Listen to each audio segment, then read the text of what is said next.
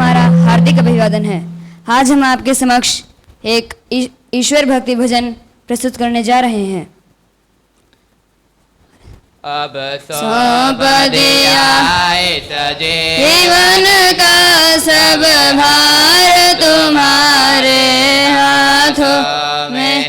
अब सौंप दिया इस जीवन का सब भार तुम्हारे हाथों में। है जीत तुम्हारे हाथों में और हार तुम्हारे हाथों में। अब सौंप दिया इस जीवन का सब भार तुम्हारे हाथों में। मेरा निश्चय बस एक यही, एक बार तुम्हें पा जाऊं मैं। हर पल कर दो दुनिया भर का सब प्यार तुम्हारे हाथों में। अब सौंप दिया इस जीवन का सब हार तुम्हारे हाथों में। जो जग में रहो तो ऐसे रहो, जो जल में कमल का फूल रहे। मेरे सब गुण दोष समर्पित हो, करतार तुम्हारे हाथों में। अब सौंप दिया इस जीवन का सब भार तुम्हारे हाथों में। जब संसार का कैदी बनो, निष्काम भाव से कर्म करो। फिर अंत समय में प्राण त्यागो, निराकार तुम्हारे हाथों में। अब सौंप दिया इस जीवन का सब भार तुम्हारे हाथों में। मुझ में तुझ में है भेद यही, मैं नर हूँ तुम नारायण हो। मैं हूँ संसार के हाथों में, संसार तुम्हारे हाथों में। अब सौंप दिया इस जीवन का सब भार तुम्हारे हाथों में। है जीत तुम्हारे हाथों में और हार तुम्हारे हाथों में। अब सौंप दिया इस जीवन का सब भार तुम्हारे हाथों में। सब भार तुम्हारे हाथों में।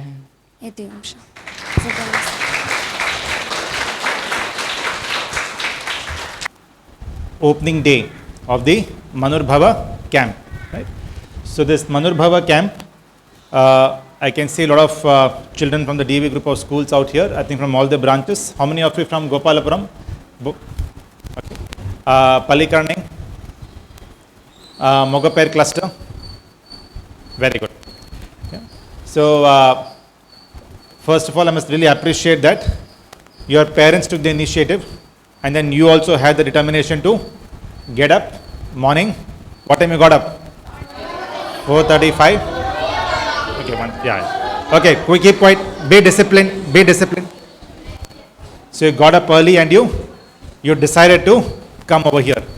You know, our life is cumulative of the kind of decisions we take every day. So the decision you took, that you will apply for the camp, you will get up in the morning, you will get ready, and you will come here. So first I must congratulate all of you for having had that determination. Some of your friends, I do know, they did register, but then morning, laziness, whether to get up, not get up, it's okay, let us sleep for some time. You can always put on the group, I'm not feeling well, isn't it? It's always possible.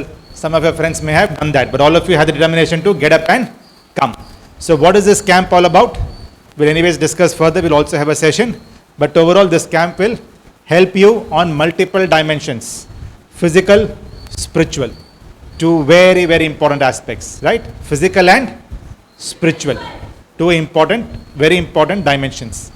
Remember, education are of two types. We will discuss in a session. One is what you do make for a living. You make for a living, right? When you want to become a chartered accountant, doctor, engineer, etc., etc. And one is for your emotional and mental well-being, so that you are really happy in life. Okay? So that is what this camp is, Manurbhava camp is all about. It's only 8 days. Which are the toughest days? First and second day, third day will be the tougher days, right? Because to get up, etc., all that. After second, third day, you'll all be very comfortable. Okay? So please be coming for this camp. In this context, I must really, we are blessed that we have amongst us Swami Devrajji, who has specially come down from Delhi only to be with us and to guide all of you. Swamiji is 87 years old, doesn't look like. He is a very, very young person, a very energetic person. He is 87 years old and he has come over here all the way from Delhi to teach and motivate all of you. He's, what is he called in the, in some circles in the north? He is called the Dronacharya of these kind of camps. What is he called? Dronacharya of these kind of, camps, right?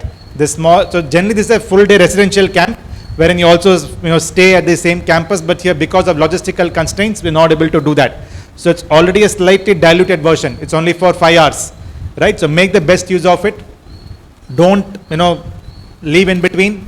Try and come for all the 8 days. So I will request, and also we have Janesh ji, who is a Shastracharya from Sarvadeshi Karyavirdal, who is amongst us today as well. Janesh ji is there here. I think you did see him in the, he is there. So he is also, I think he taught you today morning as well, isn't it?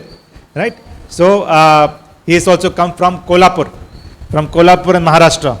Right? So you have from Kolhapur, you have from, Delhi, and we have Vatika ji, who is leading the, leading the camp. So overall, we have a very, very good quality of resources. And then all the principals, teachers, multiple of the volunteers who have tried to put this camp together. Okay. So with that broader introduction, I will now request Swamiji to speak a few words.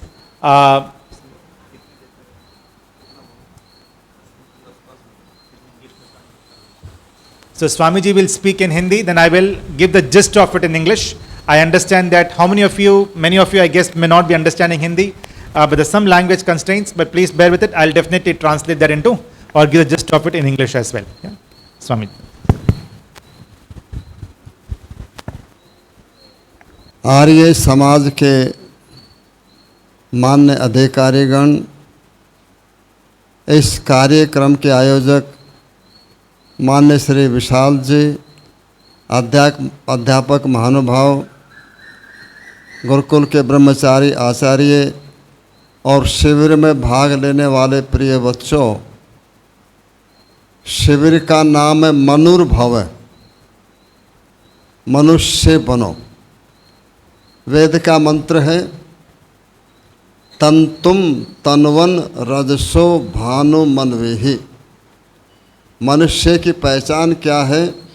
ज्ञान का ताना और कर्म का बाना दोनों बुनते हुए प्रकाश की ओर, अस्तोमा सदगमय, प्रकाश की ओर जो है आगे बढ़ते चलो। अर्थात मनुष्य वो है जिसके जीवन में ज्ञान भी हो, नॉलेज भी हो और कर्म एक्टिविटी भी हो, दोनों हो। और अनुल बनम वयत, जैसे जो कपड़ा बनाने वाला जो होता है या मिर्च होती है, वो अच्छा कपड़ा बनाती, क्लोथ्स बनाती है, उसी प्रकार अपने जीवन का कपड़ा जो है, विस्तार जो है, उलझन रहित, किसी ऑब्स्टेकल के बिना सरल रूप से आगे बढ़ाते जाओ। मनुर्भव, ये मंत्र उसी का एक पार्ट है। मनुर्भव, मनुष्य बनो। अब मनुष्य की पहचान क्या है? मत्वा कर्माणि शिव्यते, जो सोच विचार करके कर्म करता है उसको मनुष्य कहते हैं। और जो बिना विचारे कर्म करता है वो पशु होता है। तो आप सबको मानव का शरीर मिला है, हमें प्रत्येक कार्य को सोच विचार करके करना चाहिए। क्या? मेरे कौन से काम मनुष्यों जैसे हैं, कौन से काम पशुओं जैसे। पशुओं के काम क्या है? एक संस्कृत का श्लोक है, आहार निद्रा भयमैथुनं च सामान्य में तथि पशुभिर्नराणाम धर्मो हि तेषाम् अधिको विशेषो धर्मेण हीन पशुभिः समाना। भोजन डाइट जो है वो एनिमल्स भी लेते हैं, हम भी लेते हैं। स्लीपिंग वो भी करते हैं, हम भी सोते हैं। और पशुओं की प्रकृति है कि ताकतवर जो है उनसे डरते हैं, फियर है, और कमज़ोर को डरा देते हैं।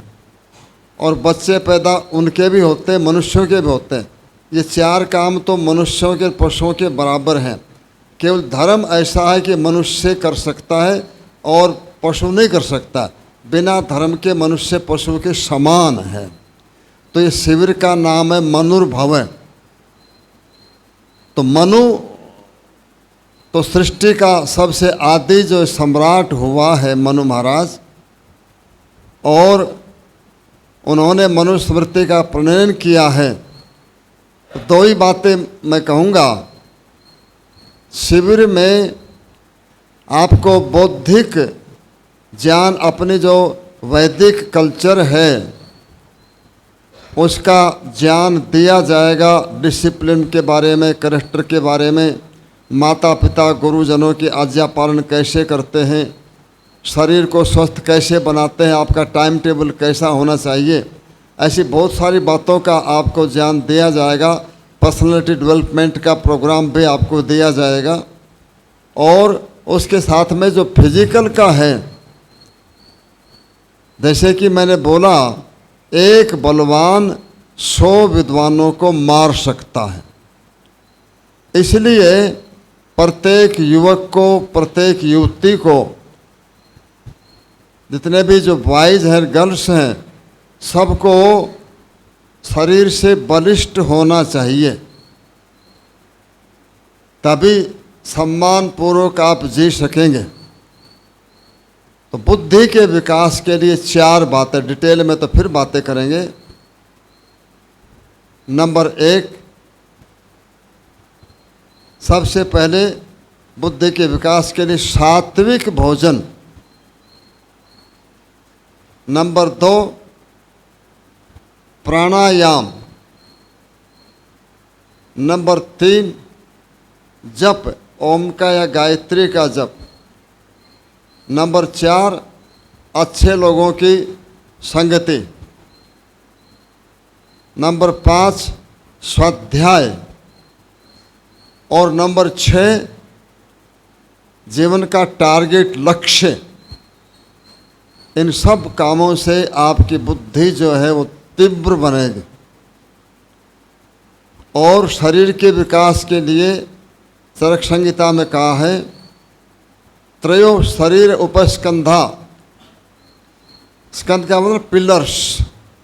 जैसे इस बिल्डिंग के पिलर्स हैं तो बिल्डिंग की कई मंजिल बना सकते हैं, ऐसे ही हमारा शरीर आहार, डाइट, निद्रा, स्लीपिंग और ब्रह्मचर्य, सेलिबेसी, ऑस्टेरिटी, तीनों पर टिका है।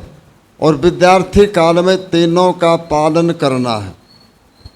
व्यायाम, एक्सरसाइज जो है वो तीनों स्तंभों को सुदृढ़ बनाता है।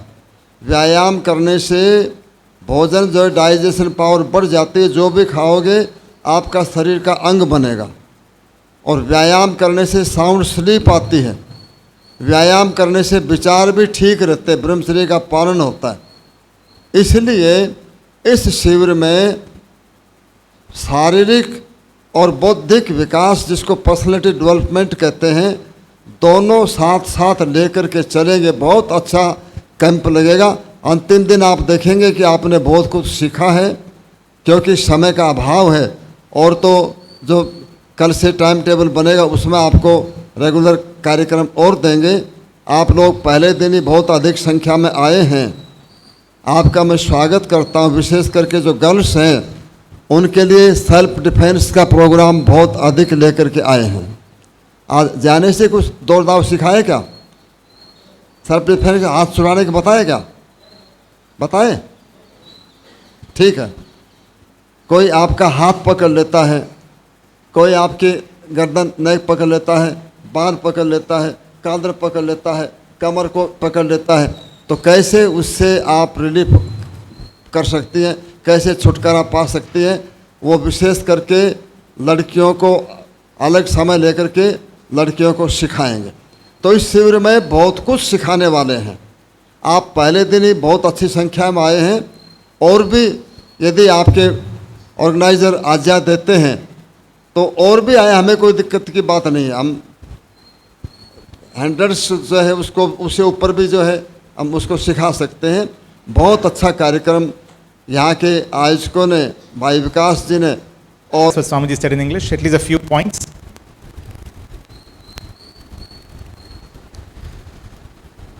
So Swamiji was emphasizing on a few key aspects.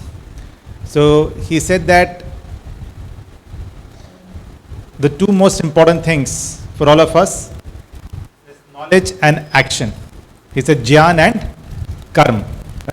So only when you need to have the right knowledge, you have the right action, and then if you go a step further, it is upasana as well, wherein you kind of get communion with the Almighty. So Jnana, Karma, and upasana, right, are the three key verticals based on which you advance in life. Right? Without the right knowledge, can you do anything? You go to schools and colleges for what? To getting knowledge, right? Because only when you have the right knowledge, only then you can also ensure that your actions are also in the right direction. Okay. So there was one important aspect Swamiji stressed upon. The other thing that is stressed upon was on the physical strength side. See, today most of us we're all physically quite weak, isn't it? Not that strength is really not, like we don't kind of exercise rigorously. So today, I guess all of you got a little tired. Yes, it was a bit of and today was the first day. So try and, overall, he focused a lot on exercise, because this Vyayam, right? Exercise is called in Hindi, what is it called? Vyayam, right? So Vyayam really helps you on different fronts. For example, he mentioned, helps you with good digestion, right? When you exercise, when you play hard, it also helps you in good digestion. You get sound sleep, right? When you're tired, what happens? You get sound sleep, right? And it helps you really get mentally, physically strong, right? Even your thought processes. If it's also in the scientific world, they say that when you do exercise, it leads to release of the right kind of chemicals in your body, and you start feeling better, isn't it? Have you experienced that? It doesn't come when you play a video game. But when you do physical exercise, you play physically as well, you start feeling a little better. So he focused a lot on the physical part. For the girls also, the camp will focus a lot on self-defense. Very, very important. Even for boys also it's important. Right? You don't know who attacks you when. It's quite possible. Right? So you should be able to defend yourself. It's very, very important. Yeah. Swamiji also stressed on a few additional aspects as to how having good company, having a goal in life. Many of us don't even have proper goals, isn't it? How many of you think you really have clear goal in your life, what you want to be? So you have a clear goal as to what you want to be? You have a target in your life? Very good. Good to see. Good to see that many of you have clear targets in your life. It's very, very important. Unless you fix your targets, you won't even prepare to get there. So these were some of the key aspects that Swamiji mentioned in his opening remarks. I'm sure you'll hear more from him as you go along. In terms of registrations, we'll try and see. We'll also keep it open if possible for a day or two, and then we can try and see as to how we can take it forward. Vatika ji, any important announcement you made here? Fine. So now 10 o'clock, your other session will begin, and we'll try and close on time so that we get at least about half an hour to have your breakfast, and then you will proceed to your respective classes. Where the class is going to be held? Here. So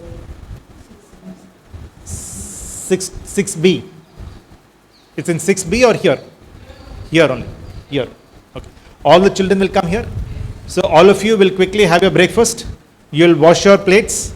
Don't waste food. Take how much ever you wish to. If you want, come back again. Right? Please don't waste food. And even when you have those places wherein you wash your plates, don't put the waste in that particular, in that basin. if you still need to throw up something, right, we have a separate dustbin. You understand what I'm saying? Don't just go and if you put that in that basin, what will happen? It'll get clogged, right? It'll get clogged.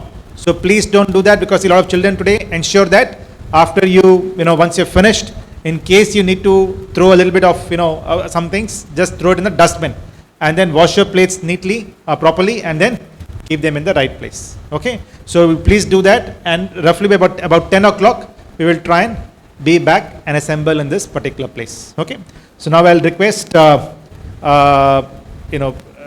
Gurukul children can do a Shanti part and also the meal mantra. नो समीपस्य शुचिनः प्रदातारं तारिशौर्जं नो देहि विपदे चतुष्पदे ॐ शान्ति शान्ति शान्तिः